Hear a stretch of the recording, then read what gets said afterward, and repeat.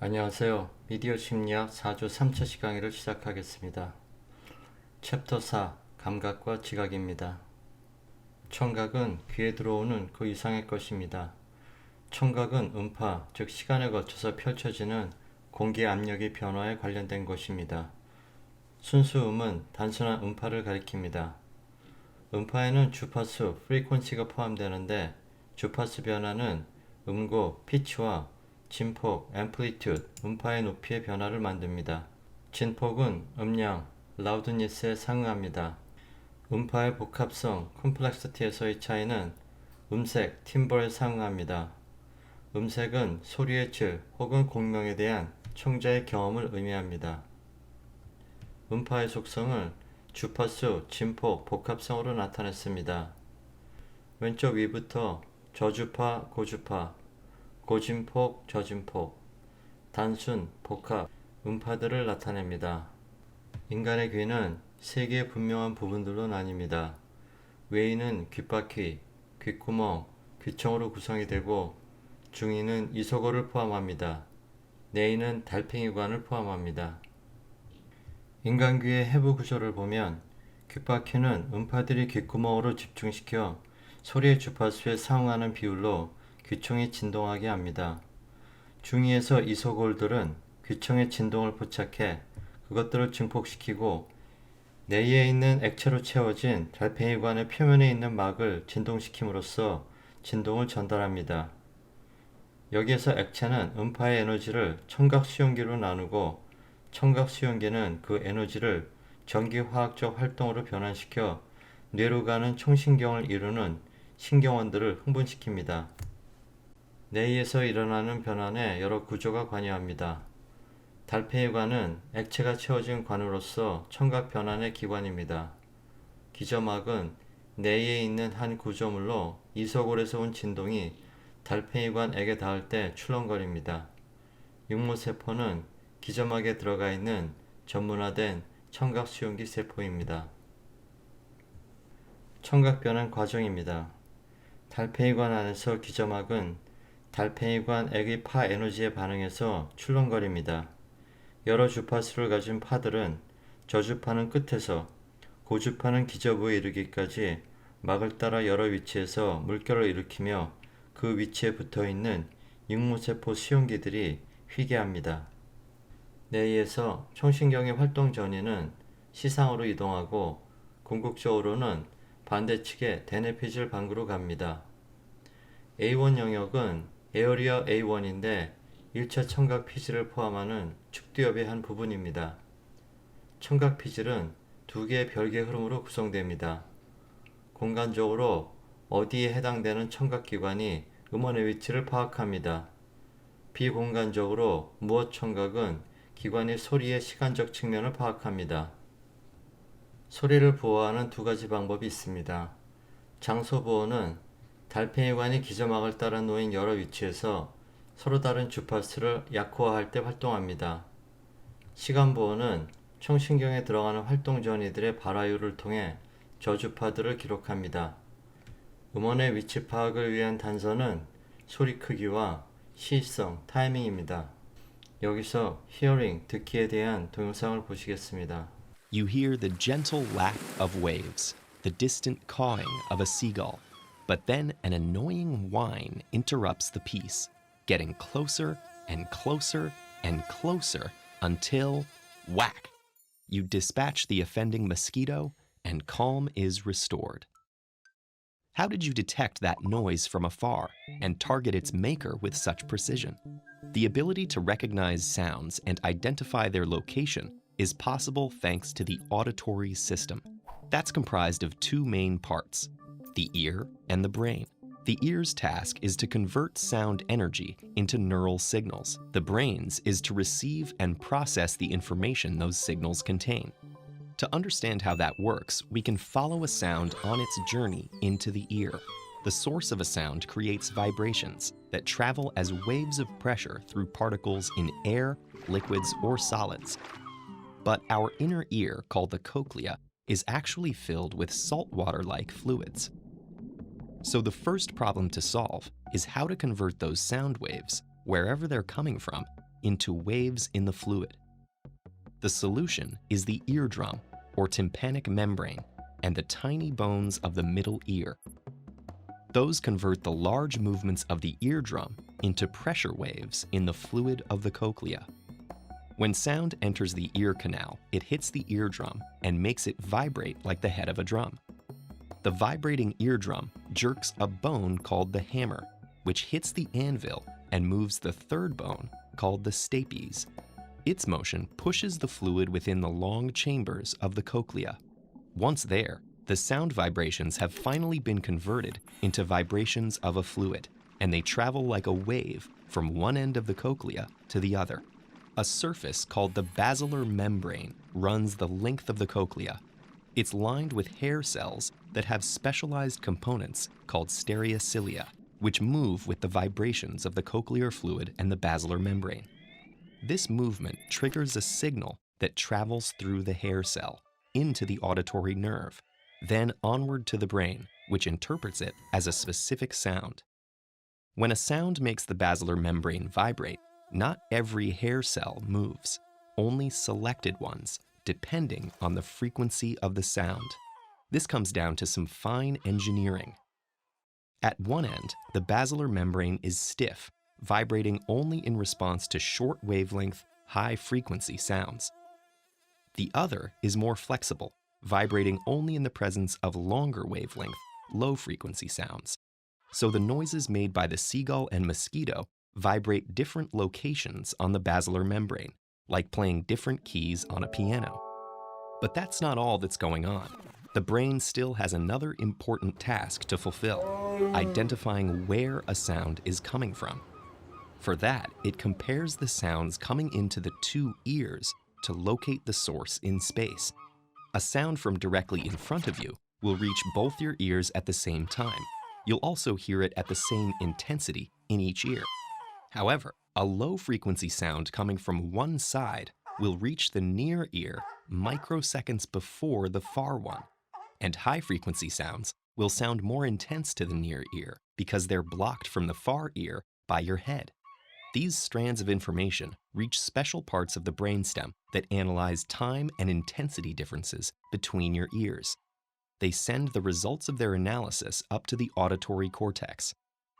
Now the brain has all the information it needs, the patterns of activity that tell us what the sound is, and information about where it is in space. Not everyone has normal hearing. Hearing loss is the third most common chronic disease in the world. Exposure to loud noises and some drugs can kill hair cells, preventing signals from traveling from the ear to the brain. Diseases like osteosclerosis freeze the tiny bones in the ear so they no longer vibrate.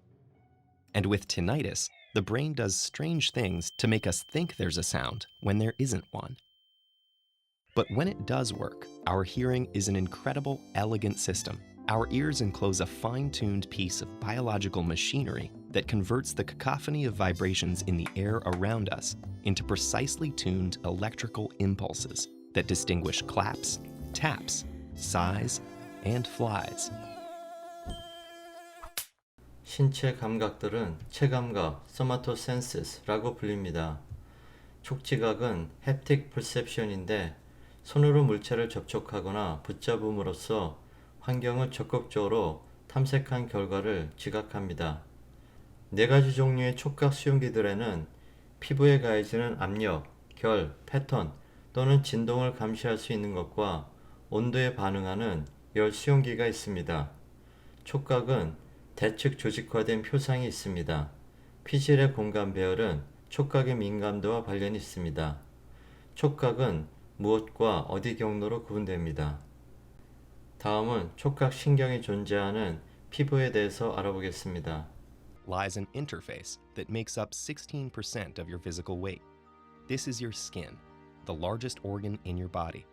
Laid out flat, it would cover close to 1.7 square meters of ground. Its purpose may seem obvious, to keep our insides in. But a look beyond the surface reveals that it plays a surprising number of roles in our lives. First, the basics. Skin is the foundation of the integumentary system, which also incorporates your hair, nails, and specialized glands and nerves. Made up of 3 layers, the epidermis, dermis, and hypodermis, skin's thickness varies from 0.5 millimeters at its thinnest and up to 4 millimeters at its thickest. It also carries out 3 key functions: protecting, regulating, and sensing the world beyond its limits.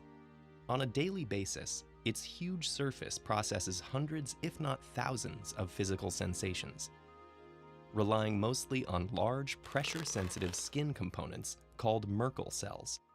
In your fingertips alone, there are 750 Merkel cells per each square centimeter of skin, coupled with over 2,500 receptors that give you your sense of touch. This surface is also the body's first major line of defense. Without it, you'd be a soggy mass of tissue and fluids, fatally exposed to the elements. Skin effectively seals off your insides and also absorbs pressure and shock with flexible collagen that makes up most of its dermal layer. The epidermis is made up mainly of skin cells called keratinocytes that are completely replaced every 4 weeks.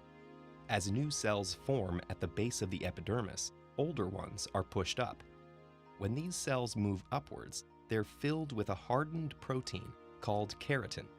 Once they reach the surface, they form a tightly overlapping, waterproof layer that's difficult for invading microbes to breach. Any harmful microbes that make it into the epidermis will encounter Langerhans cells. This group of protective skin cells detects invaders and communicates their presence to resident immune system T cells, which react by launching an immune response. A crucial feature of this immune defense is the several thousand species of microorganisms that inhabit the planes, folds, and crevices of your skin. These microbes, which include bacteria and fungi, thrive in the sebum, an oily substance that's secreted onto the skin's surface by sebaceous glands nestled inside the dermis. These skin microbes keep the immune system in a state of constant surveillance, ensuring that it's ready to react if the body really is at risk. Beyond this protective role, your skin is also a sensory organ that helps regulate your body's temperature, 2 roles that are closely interlinked. Nerves detect whether your skin is warm or cold and communicate that information to your brain. In return, the brain instructs localized blood vessels to either expand if the body is too warm, releasing heat from the blood through the skin, or to constrict if the body is cold, which retains heat. At any given time, up to 25% of the body's blood is circulating through the dermis, making this process extremely efficient. Under warm conditions, the skin's sweat glands will secrete sweat via ducts onto the surface, transferring heat out of the body. Hair can also be stimulated to conserve or release body warmth. The average human has 5 million hair follicles embedded everywhere on the body except the palms of your hands and soles of your feet. 90 to 150,000 of those are on your scalp, where they help shield the large surface area of your head from physical damage and sunburn. When you're cold, tiny muscles called arrector pili cause hair to stand upright across the body. That's the phenomenon known as goosebumps, and it traps body heat close to your skin. Skin's vast surface isn't just a shield, it also enables us to interact and connect with the world. Its multifunctional layer cools us down and keeps us warm. The integumentary system may be many things, but it's certainly more than skin deep. 통증은 신체의 손상 혹은 잠재적인 손상을 가리킵니다. 조직 손상은 통증 수용기들에 의해 변환됩니다. A델타 섬유는 즉각적이고 날카로운 통증을 전달합니다. C 섬유는 오랫동안 지속하고 더 둔한 느낌의 통증을 전달합니다. 2개의 통증 경로가 있습니다. 한 경로는 어디와 무엇 정보를 체감각 피질로 보냅니다. 또 다른 경로는 신호를 뇌 동기 및 정서중추인 시상하부, 편도체, 전두엽으로 보내어 이 통증이 불쾌하다는 것을 알려줍니다. 연관통은 referred pain이라고 합니다. 내부 및 외부 영역에서 오는 감각 정보가 척수에 있는 동일한 신경세포로 수렴할 때 발생하는 통증의 느낌입니다. 통증의 강도는 객관적이 아니라 주관적입니다. 출입문 제어이론 게이트 컨트롤 시어리에 의하면 몸에 있는 통증 수용기로부터 오는 신호들은 두 방향에서 오는 되먹임 신호 피드백을 통해 척추에 있는 중간 신경원에 의해 중지될 수도 혹은 차단될 수도 있다는 생각에 기초한 통증 지각 이론입니다. 상처 입은 영역을 문지르는 것 또는 피해지 신경 활동을 조절하는 것이 통증의 강도에 영향을 줍니다. 감각 수용기들은 머리 및 몸의 위치, 운동, 균형을 지각하는 데에 필요한 정보를 줍니다. 전정 시스템은 베스티뷸러 시스템이라고 하는데 각 내이의 달팽이관 옆에 위치한 액체들로 채워진 3개의 반고리관과 인접기관들, 균형을 유지할 수 있게 합니다. 시각적 피드백도 균형을 유지하는 데 도움을 줍니다. 후각과 미각 수용기는 숨을 들이마실 때 들어오거나 침에 녹은 물질들의 분자 구조에 반응합니다. 냄새와 맛은 결합되어 우리가 풍미, 플레이버라고 부르는 지각 경험을 낳습니다. 후각은 전뇌 및 다른 뇌 구조와 직접 연결되어 있습니다. 냄새는 정서적 및 사회적 행동과 밀접한 관계를 갖고 있습니다. 방향성 분자들은 우리의 코에서 후각상피로 들어오고 수용기 세포들이 있는 자리에서 결합됩니다. 후각 수용기 신경원은 Olfactory Receptor Neurons라고 하는데 ORNs라고 합니다. 냄새 감각을 일으키는 수용기 세포들입니다. ORN 집단들은 후각 상피로부터 후각구로 축색 돌기를 뻗고 있고 사구체로 수렴합니다. 후각구는 올팩터리 벌브라고 하는데 전두엽 아래 비강에 위치한 뇌 구조입니다. 냄새는 이전 경험에 의해 영향을 받지 않고 성적 행동에 영향을 줄 수 있습니다. 페로몬은 같은 종족의 다른 성원들에게 의해 방출되는 생화학적 방향물질로서 동물의 행동이나 생리작용에 영향을 미칠 수 있습니다. 비강의 천장을 따라 향 분자들은 후각 상피들을 이루는 점막에 녹습니다. 방향물질들은 상피에 붙어있는 후각 수용기 신경원 ORN들에 결합합니다. ORN들은 범위의 방향물질들에 반응하며 한번 활성화되면 전두엽 바로 아래에 위치한 후각구에서 그것들과 연합한 사구체들로 활동 전이를 중개합니다. 사구체는 후각신경을 이루는 축색 돌기들을 가진 신경원들과 연접하며 후각신경은 전뇌로 바로 투사됩니다. 후각은 주변 환경에 대한 정보를 갖고 있고 우리 마음의 정서에도 큰 영향을 줍니다. 여기서 후각을 훈련시키는 동영상을 보시도록 하겠습니다. Perfumers can learn to distinguish individual odors in a fragrance made of hundreds of scents. Tea experts have been known to sniff out not just the location where a tea was from, but the season of harvest and whether it was planted by a plum tree. And the New York City Transit Authority once had an employee responsible only for sniffing out gas leaks in the subway system. Can just anyone learn to smell with the sensitivity of those experts?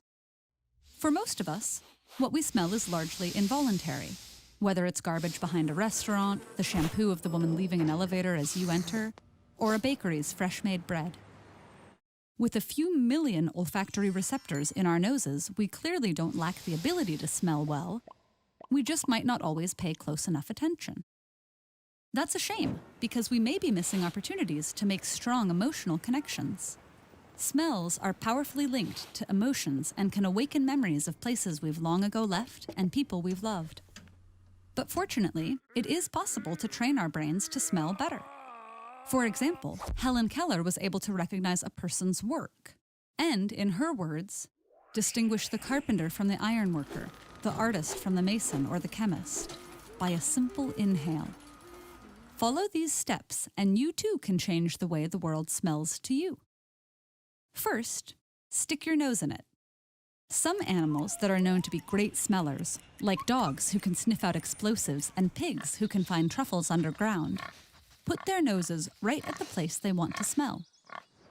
Human noses, meanwhile, are casting around in the middle of the air, giving us an anatomical disadvantage. So, bring your nose close to the world around you. The ground, surfaces, objects, the food in your hand. Get close to your dog, your partner, the book you're reading. Not only will your nose be closer to the odor source, but the warmth of your breath will make odors easier to smell. Second, sniff like you mean it. Smelling actually happens way up near the bridge of our noses, in a postage stamp-sized square of tissue called the olfactory epithelium. When we sniff, odor molecules are sucked up into our nostrils until they hit this tissue, where they can bind to our olfactory, or scent, receptors. When we inhale normally, only a little air makes it there. But 1 or 2 solid, sharp sniffs will ensure that more air gets to your smell receptors. After just a few more sniffs, the receptors, which are best at noticing new smells, turn off temporarily. So you can give your nose a rest and sniff again later.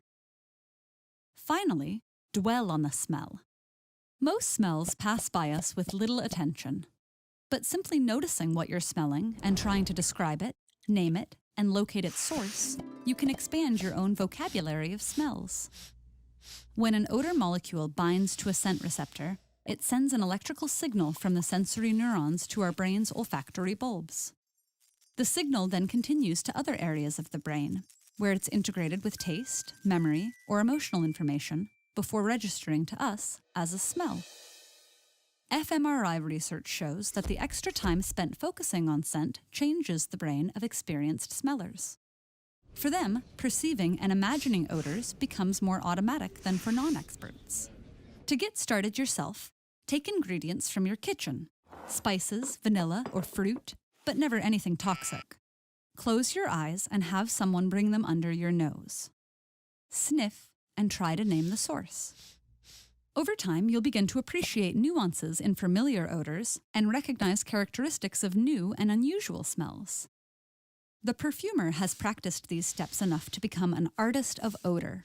But even if you never pursue smelling to that degree, the spectacular result of an unspectacular action will change how you sense and experience your days. 맛이라는 화학 감각의 1차적 책임 중 하나는 우리에게 안 좋은 것을 식별하는 것입니다. 혀는 유두라고 부르는 수천 개의 작은 돌기가 있는데 유두에는 맛봉오리, 테이스트 버즈라는 기관이 있고 맛봉오리에는 맛수용기 세포가 있습니다. 5종류의 맛수용기 세포가 있습니다. 짠맛, 신맛, 쓴맛, 단맛 및 맛난 맛입니다. 풍미, 플레이버는 냄새와 맛 경험의 결합으로 이루어집니다. 맛 경험에는 개인마다 차이가 있습니다. 맛봉오리는 맛물질이라고 불리는 음식의 다양한 화학 성분들에 반응하는 수용기 세포들을 가지고 있습니다. 맛 물질들은 침에서 녹으며 맛 수용기 세포들의 끝을 이루는 미세 음모를 자극합니다. 맛봉오리는 기저부에서 뇌신경의 기저들과 접촉합니다. 흥미로운 것은 우리가 맵다, 스파이시하다는 것은 사실 맛이 아닙니다. 관련 동영상을 보도록 하시겠습니다. Why does your mouth feel like it's on fire when you eat a spicy pepper? And how do you soothe the burn? Why does wasabi make your eyes water? And how spicy is the spiciest spice? Let's back up a bit. First, what is spiciness? Even though we often say that something tastes spicy, it's not actually a taste, like sweet or salty or sour. Instead, what's really happening is that certain compounds in spicy foods activate the type of sensory neurons called polymodal nociceptors. You have these all over your body, including your mouth and nose, and they're the same receptors that are activated by extreme heat. So when you eat a chili pepper, your mouth feels like it's burning because your brain actually thinks it's burning. The opposite happens when you eat something with menthol in it. The cool, minty compound is activating your cold receptors. When these heat-sensitive receptors are activated, your body thinks it's in contact with a dangerous heat source and reacts accordingly. This is why you start to sweat and your heart starts beating faster. The peppers have elicited the same fight-or-flight response with which your body reacts to most threats. But you may have noticed that not all spicy foods are spicy in the same way, and the difference lies in the types of compounds involved. The capsaicin and piperine found in black pepper and chili peppers are made up of larger, heavier molecules called alkyl amides, and those mostly stay in your mouth. Mustard, horseradish, and wasabi are made up of smaller molecules called isothiocyanates that easily float up into your sinuses. This is why chili peppers burn your mouth and wasabi burns your nose. 우리가 느끼는 지각과 설득은 밀접한 관계가 있습니다.